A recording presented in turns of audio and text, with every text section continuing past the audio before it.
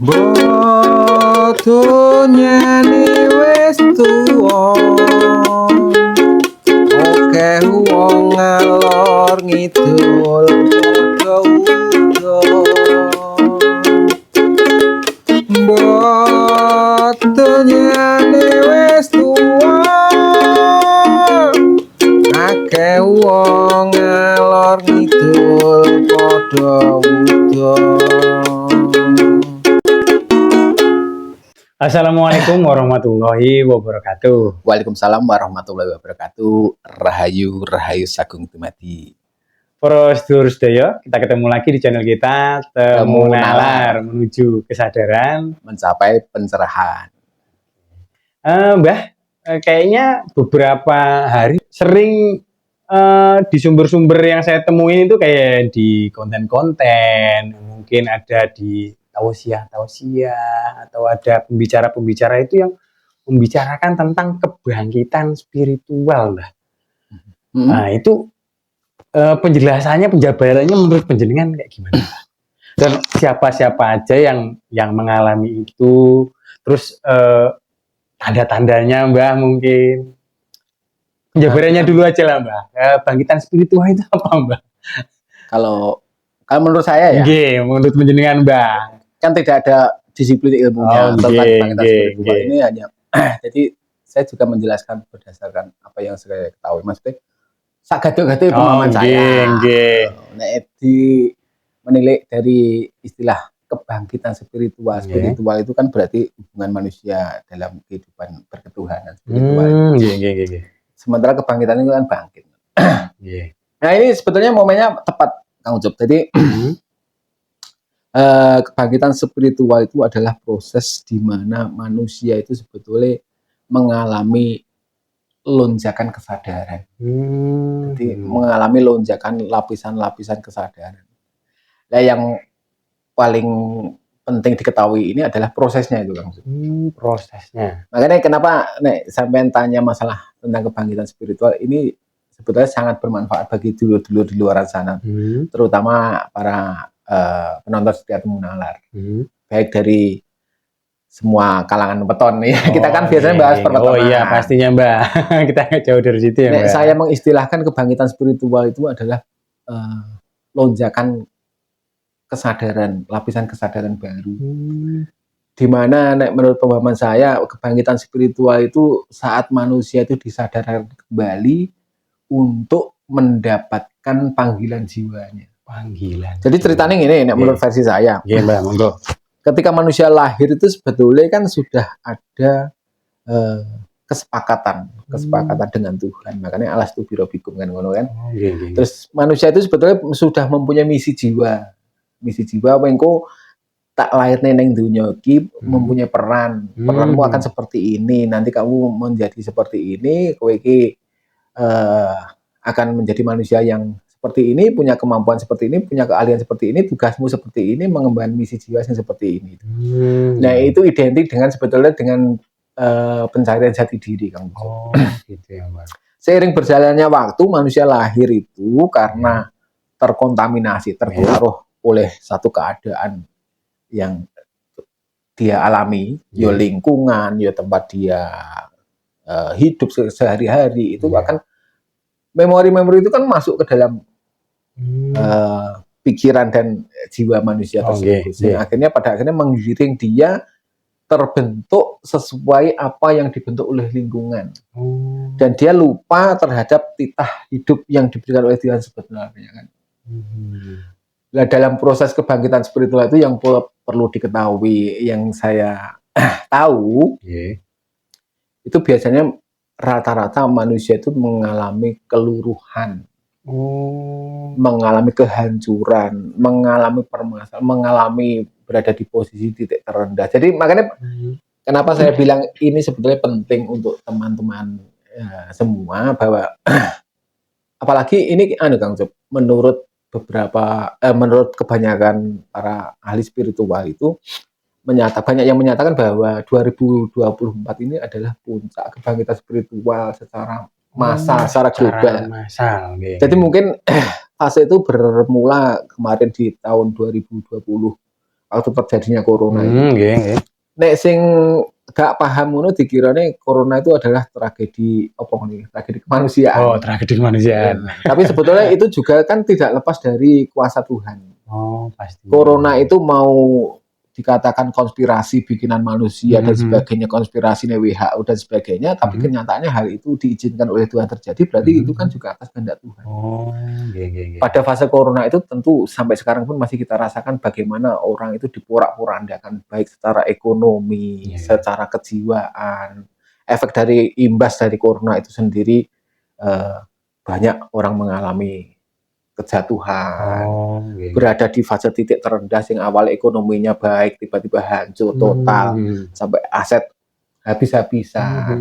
Efek dari itu akhirnya terjadi perceraian, terus banyak kematian dan sebagainya. Itu akan meninggalkan satu luka batin yang luar biasa sekali. Jadi khususnya teman-teman yang hari ini mengalami satu kejatuhan, satu keluruhan ekonomi, keluruhan hubungan asmara, sing asmarane awal baik-baik saja tiba-tiba sekarang bercerai seperti itu, terus apapun itu ditinggal oleh pasangannya, ditinggal mati oleh anaknya, orang tuanya dan sebagainya, itu bisa jadi kalau Anda berkesadaran melihat dari sisi kuasa Tuhan bahwa itu semua adalah kehendak dari Tuhan, maka dan Anda memiliki kesadaran untuk bangkit lagi, maka bisa dikatakan bahwa itu adalah proses kebangkitan spiritual. Oh, jadi istilahnya ada semacam titik balik ya, Mbak? Titik balik. Titik nadir, terus kita berusaha untuk bangkit lagi. Oh, disitulah yang dinamai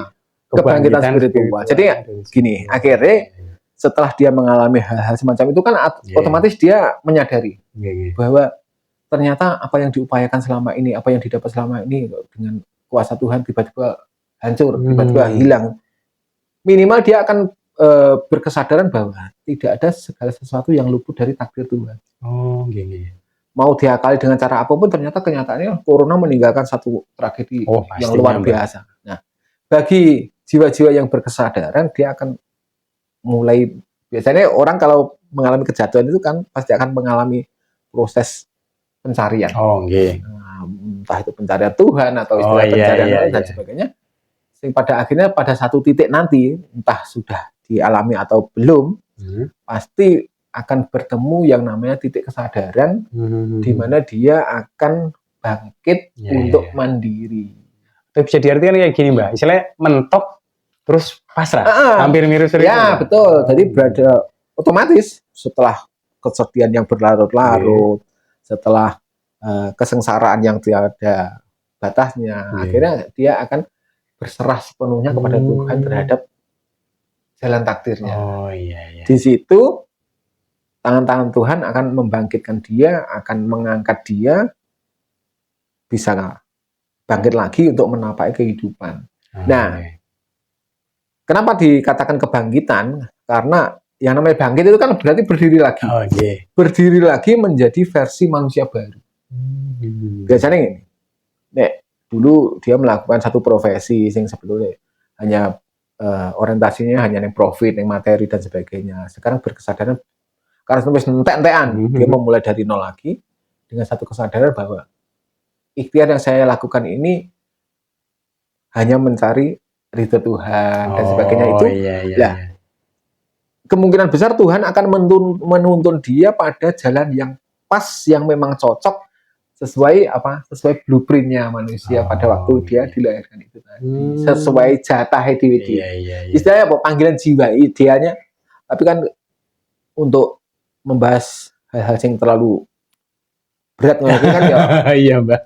Bukan kapasitas kita. Iya, betul, Mbak. Kan gitu. Jadi teman-teman yang sekarang mengalami keluruan atau sudah selesai mengalami fase-fase itu, atau apalagi yang sekarang sudah terbangkitkan secara spiritual, tercerahkan, bisa jadi Anda adalah orang-orang yang beruntung sebetulnya, karena Anda masih diberi kesempatan oleh Tuhan untuk menjalani kehidupan dengan versi baru, dengan versi yang lebih epic lagi, dengan versi yang lebih sempurna. Kan biasanya pemahaman tentang kesadaran kehidupan itu tadi yang berubah drastis, yang berubah.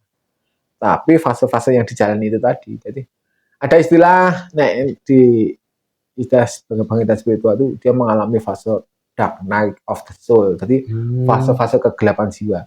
Ya, makanya sapa wonge misalnya pas waktu corona itu tiba-tiba bangkrut secara ekonomi, usahanya hancur, bahkan pabrik sampai gulung tikar. Dia pasti akan mengalami kegelapan jiwa, kebingungan. Aku kudu piye, bahkan ada yang sampai frustasi mau bunuh diri juga ada. Terguncang, iya terguncang. Itu fase-fase the dark night of the soul seperti itu. Terus dia juga mengalami fase-fase isolasi, di mana biasanya sudah berupaya sekuat tenaga mencoba peluang baru, belum pernah ada yang berhasil dan sebagainya. Akhirnya dia muncul rasa pesimis, terus dia mengisolasi diri. Itu juga sebetulnya fase-fase, memang fase-fase yang harus dijalani dalam kebangkitan spiritual itu tadi. Depresi dulu ya? Depresi. Di mana fase-fase mengisolasi diri itu tadi adalah fase-fase untuk menyadari, untuk membangkitkan kesadaran baru sebetulnya.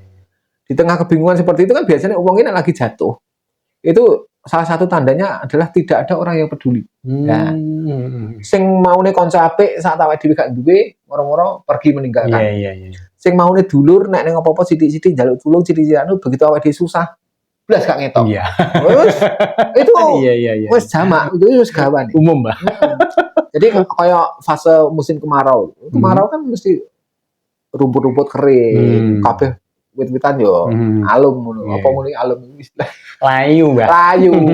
Nek misale musim kemarau panjang kok terus enek wit sing seger ngono yo, tanda tanya besar. Apa bener dikocori? Kan seperti itu. Nah, sekarang setelah melalui fase-fase yang luar biasa seperti itu, apa fase-fase orang itu sudah mulai bangkit? Yaitu fase di mana dia sudah mulai mempunyai kesadaran jiwa untuk kembali menampak kehidupan, dan dia merasa bahwa saya harus bangkit karena dia merasa bahwa dia sudah mempunyai versi yang berbeda. Misalnya orang-orang yang dibangkitkan secara spiritual itu akan menjalani koyo terlahir kembali, menjalani kehidupan kedua. Tapi berarti, gini dulu Mbak, sebentar Mbak. Berarti apa memang kebangkitan spiritual itu dialami sama orang-orang yang tadinya memang mengalami kejatuhan atau keluruhan? Ya sebetulnya hampir semua. Bahkan di antara orang-orang yang mengalami kejatuhan, keluruhan itu bisa jadi bukan kebangkitan spiritual, tapi memang takdir dia. Karena setelah orang itu mengalami yang namanya keluruhan atau kejatuhan itu, pasti alternatifnya ada dua. Dia yang berkesadaran untuk mau bangkit lagi, atau dia yang menyerah pada keadaan. Frustasi. Termasuk yang menyerah keadaan itu sing dia akhirnya menderita sakit terus mati, mergo ngenes terus, pikir ngenes terus, terus enak sing mentok frustasi, bunuh diri dan sebagainya. Kan berarti tidak bangkit dia. Sementara seumpama yang tidak mengalami itu, Mbak, apakah akan juga mengalami? Sebetulnya pada setiap fase kehidupan manusia itu pasti mengalami yang namanya kebangkitan spiritual. Tetapi lebih spesifik lagi di luar sana itu kebangkitan spiritual itu diistilahkan kepada orang-orang yang pada akhirnya akan menuai anugerah. Tapi sebetulnya nek masalah kesadaran, saya menilai bahwa kebangkitan spiritual itu mutlak dialami oleh semua orang. Kalau kita menilik pada kisah kehidupan seseorang, pasti akan bercerita pada waktu dia berada di titik terendah. Terus dia melewati fase-fase itu. Nah, seorang bahkan istilah kerennya, bahkan matahari pun pernah terbenam. Wah, sebesar apapun usaha orang punya perusahaan besar itu, pasti dia pernah mengalami masa-masa di titik terendah. Itu pada akhirnya dia bangkit lagi. Ya, itu kelasnya matahari saja terbenam, pernah terbenam kan. Ada kan buku karya siapa itu? Orang Bali itu, menulis itu. Saya pernah baca itu, menarik sekali. Kan seperti itu. Jadi sebetulnya setiap pribadi itu pasti mutlak mengalami yang namanya kebangkitan spiritual. Toh kalau yang dibahas orang-orang di luaran sana di konten-konten itu, pada akhirnya seseorang itu menerima anugerah dari Tuhan, itu hanya sebagai bonus. Gitu ya, Mbak. Jadi ada yang pada akhirnya karena kehidupan dia itu jatuh di titik terendah itu, akhirnya saat dia bangkit dia mendapatkan anugerah dari Tuhan, akhirnya terus menjadi seorang yang mempunyai kemampuan indera keenam dan sebagainya. Itu kan ranah kuasa Tuhan, itu kan hadiah dari Tuhan. Tapi yang terlihat jelas di sini bahwa orang-orang yang jatuh dan mampu bangkit lagi adalah munculnya satu kesadaran baru. Bisa dibilang orang itu tercerahkan. Makanya untuk teman-teman semua yang hari ini mengalami masa-masa seperti itu, fase-fase seperti itu, yang antara lain Anda mengalami keluruhan, hartan entek-entekan, atau Anda diderap sakit yang luar biasa berkepanjangan, belum ketemu obatnya, ditambah error ini Kak Marimari. Bisa jadi itu adalah fase-fase kebangkitan spiritual Anda. Saat Anda menonton video ini dan Anda mengalami hal-hal seperti itu, dan Anda berkesadaran bahwa Anda paham saya sedang mengalami kebangkitan spiritual, maka jalani itu tetaplah bersabar, tetaplah tawakal, tetaplah berikhtiar, karena ada satu titik balik di mana nanti Anda akan dibangkitkan juga oleh Tuhan. Jadi untuk teman-teman yang mengalami seperti itu, jangan pernah putus asa dan jangan pernah menyerah. Kita bersandar kepada Tuhan, berserah diri, dan kita benar-benar berada pada keberserahan yang total, sehingga pada akhirnya kita itu akan dilahirkan kembali dalam versi yang bagaimana, dalam wujud yang bagaimana. Banyak kok contoh-contoh orang mengalami kebangkitan spiritual yang awalnya misalnya ekonomi habis-habisan, akhirnya dia bangkit lagi, mungkin dengan usaha yang berbeda atau dengan sumber rezeki yang berbeda, bahkan sangat berbeda dari apa yang dia jalani dulu, tapi dia tetap mendapatkan rezeki yang berlimpah. Ada banyak yang prosesnya melalui penyakit yang luar biasa, ibaratnya dia sakit sampai bertahun-tahun tak kunjung sembuh, atau sakitnya karena diguna-guna orang lah istilah, ditambah niror ini Kak Mari, terus akhirnya dia sembuh, akhirnya hidup lagi, akhirnya bersemangat lagi dengan versi yang berbeda, akhirnya dia mempunyai jalan hidup yang berbeda. Nah itu sebetulnya cenderung ini orang-orang wis berkesadaran seperti itu, jalan hidup yang dilalui saat dia itu terlahir kembali atau bangkit secara spiritual itu sebetulnya itu adalah panggilan jiwa dari Tuhan itu tadi. Jadi kadang kebangkitan spiritual, keluruhan itu ditujukan oleh manusia itu agar manusia itu ingat lagi. Sadar kembali ke dirinya, kembali ke diri sendiri. Dan itu sama sebetulnya seperti proses yang dicari oleh orang-orang di luar sana, dan istilah pencarian jati diri itu hampir mirip sama.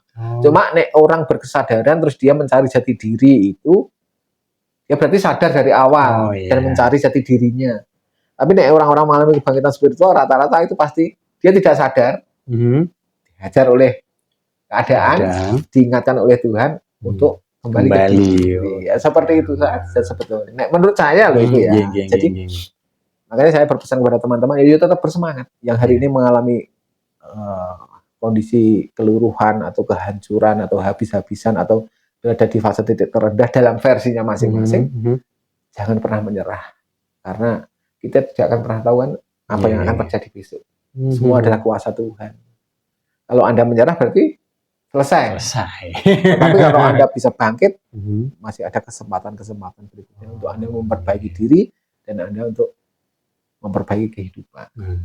Menurut Mbah Jat, kebangkitan spiritual ini apa memang terjadi secara alamiah atau bagusnya istilahnya harus ada bimbingan ke yang bersangkutan ini? Kalau dari kasusnya kebangkitan spiritual itu terjadinya secara alami, Pak.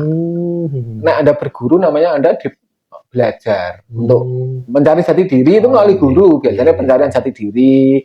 Tapi namanya kebangkitan spiritual itu secara alami. Jadi tiba-tiba Anda yang tidak pernah berorientasi dengan spiritual, tidak pernah mikir spiritual secara mengek, tiba-tiba Anda mengalami kehancuran kehidupan, terus tiba-tiba saat itu Anda akan mulai tervibrasi dengan koneksi dengan Tuhan, mulai mengingat.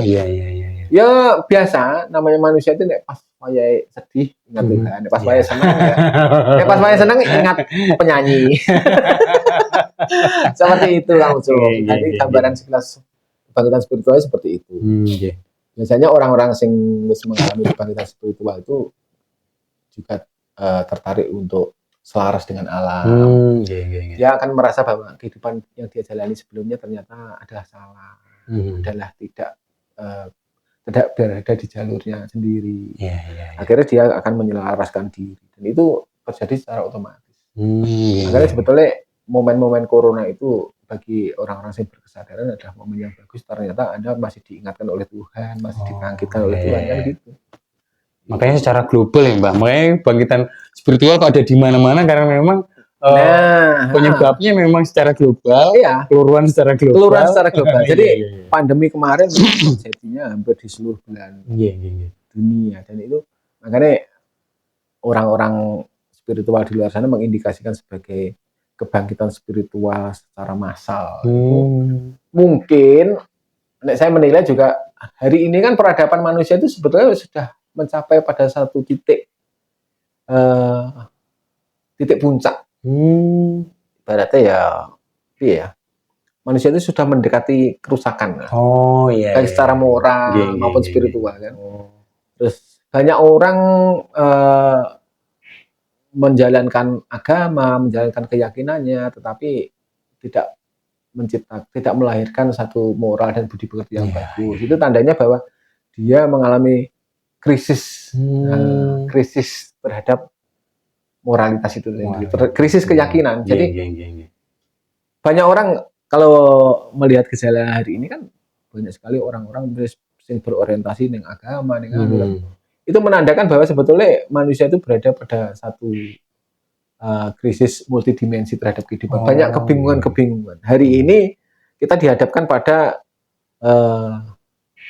sudut pandang kehidupan yang berorientasinya pada hedonisme, pada materialisme. Apa-apa dipandang dari kacamata materialisme. Nah, akhirnya luntur. Jadi budi pekerti dan keluhuran berkehidupan itu kan luntur. Makanya alam juga akan memberi sinyal, alam juga akan memberi gejala-gejala untuk menyadarkan seluruh makhluk. Jadi alam berdiri pada eksistensinya, dia akan memperbaiki diri.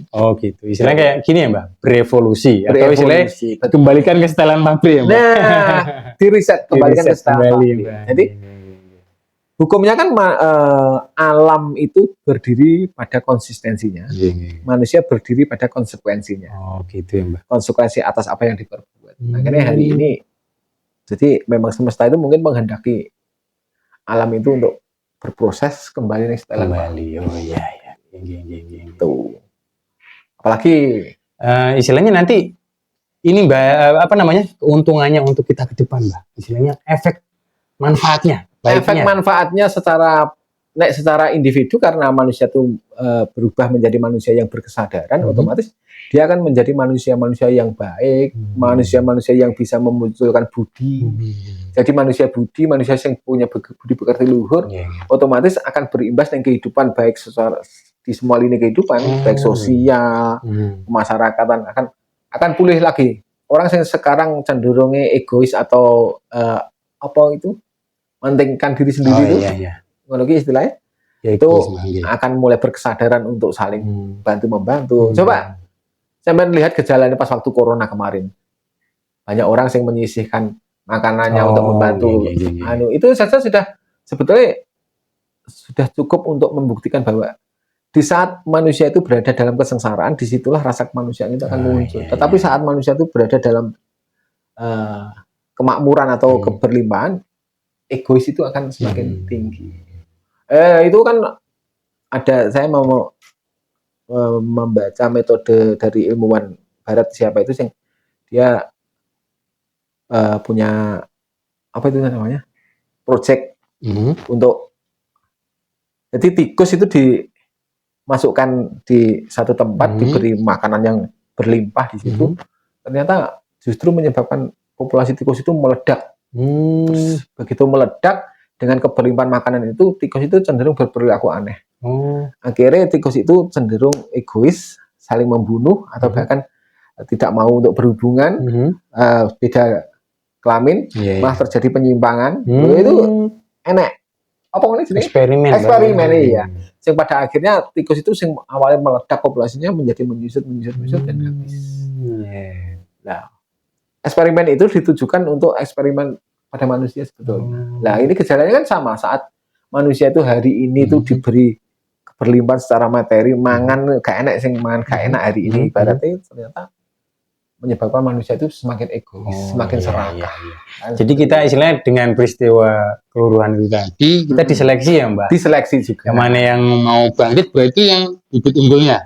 Akan diriset atau dikembalikan ke setelan pabrik. Bisa jadi seperti itu. Yang istilahnya mutung, ya selesai.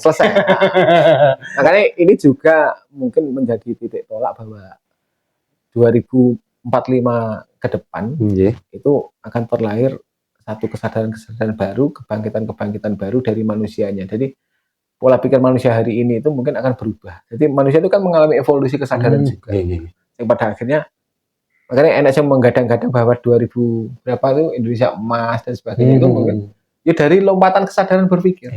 Hari ini apa yang tidak disalahgunakan? Orang beragama akhirnya juga saling memanfaatkan.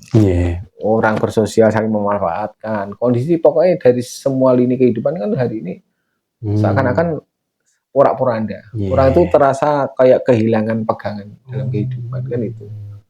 Nah, pada akhirnya generasi-generasi anak-anak kita, generasi Z, generasi milenium itu pola pikirnya sudah berbeda dengan kita. Nah, itu akhirnya setelah manusia-manusia lama itu mungkin selesai, nanti kan akan tinggal tersisa manusia-manusia baru dengan pemikiran-pemikiran baru. Lolos seleksi. Lolos seleksi. Ya, makanya kayak ada mungkin bukti sejarah mungkin ya, Mbak. Dengan adanya istilahnya biar ganti peradaban itu memang dihancurkan dulu Mbak. Iya kan Mbak. Jadi, nanti kayak revolusi juga kan gitu ya Mbak kan. Makanya, dihancurkan dulu tatanannya ganti dengan tatanan baru. Betul. Jadi setiap perubahan peradaban itu bukan berarti kehidupan masa lalu. Kalau menurut saya ya, bukan berarti kehidupan di masa lalu itu kurang canggih. Tapi sebetulnya kehancuran peradaban itu karena sebuah peradaban itu sudah berada di puncaknya. Akhirnya hancur oleh teknologi yang diciptakan sendiri. Dan akhirnya tumbuh peradaban baru. Makanya kalau kita melihat peninggalan sejarah itu, Candi Borobudur itu secara teknologi kurang canggih apa. Candi-candi, piramida dan sebagainya itu ternyata kan mereka disinyalir mempunyai peradaban yang lebih maju sebetulnya. Tapi kenapa mereka sekarang tinggal sisa-sisa untuk bukti sejarah? Itu mungkin kalau menurut saya itu adalah cara Tuhan menunjukkan ini loh. Peradaban kalian itu setinggi apapun hasil olah kecerdasan dari pikiran itu, pada akhirnya akan terpatahkan oleh kuasa Tuhan. Kuasa Tuhan. Kembalikan ya. Itu kalau menurut saya, Kang Cuk. Kiranya jelas, Mbah. Cukup. Apa yang jenengan wedar, apa enten malih yang bedi jenengan wedar. Ya kalau membahas seputar kebangkitan spiritual, saya kira hanya itu yang bisa saya jelaskan. Terlepas dari pada akhirnya setiap yang mengalami kebangkitan spiritual itu adalah ternyata mendapatkan satu keistimewaan dari Tuhan, menjadi manusia-manusia terpilih, itu adalah kuasa Tuhan. Itu bonus ya Mbak? Bonus, iya. Anugerah bonus. ya Mbak? Anugerah, betul. Abundance. Anugerah dari Tuhan. Makanya patut berbangga bagi Anda yang mengalami kebangkitan spiritual, karena bisa jadi Tuhan itu akan memberikan hadiah. Karena dari istilahnya apa ya Mbak? Istilahnya dia mau nerimo dan pasrah dan juga mau bangkit lagi. Banyak loh orang-orang yang mengalami kebangkitan spiritual soal akhirnya terlahir kembali menjadi manusia yang pada akhirnya mempunyai kemampuan-kemampuan. Tapi itu bukan ranah kita. Iya Mbak. Gitu. Saya mohon maaf pada seluruh pemirsa apabila ada salah kata di sini ya Kang Cuk. Dalam penyampaian kami ada hal yang kurang berkenan, kami mohon maaf.